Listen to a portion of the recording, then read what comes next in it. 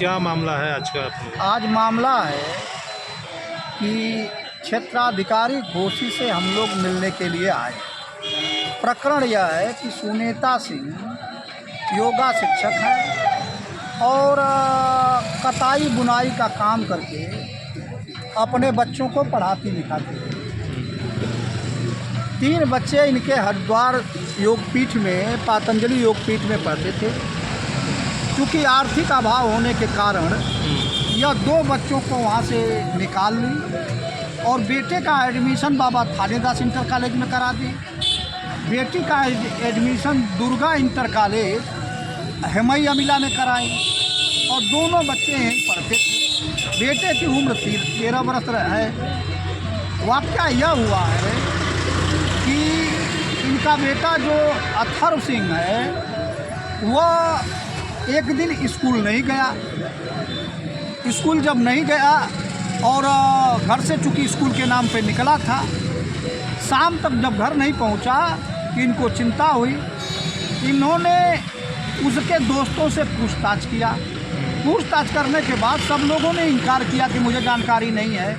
लेकिन एक अभय सिंह नाम का लड़का है, पहले तो इनकार किया, फिर अथर्व की माँ के नंबर पर फ़ोन करके कहा कि आइए हम उसको खुजवाते हैं। तो उसको 8 बजे रात से 11 बजे रात तक लगातार जो ना ढूंढने का नाटक करता रहा और कहीं भी वह नहीं मिला।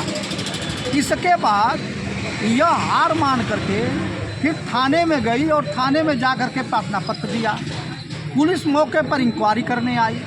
जब इंक्वायरी करने आई तो बच्चों के द्वारा जानकारी हुई कि वह तो 10 बजे रात तक अभय सिंह की मां ने खाना खिलाया और 10 बजे रात को इन्हीं के घर से गायब हुआ है।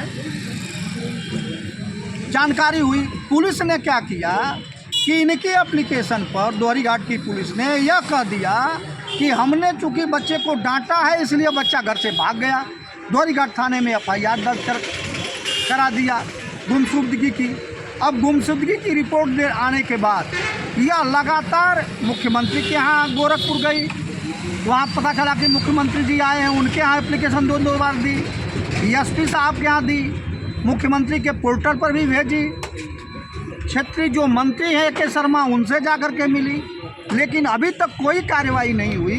और पुलिस उल्टे इन्हीं को धमका रही है कि तुम जो है यह नाटक कर रही हो, इन्हीं को बार बार पीड़ित कर रही है।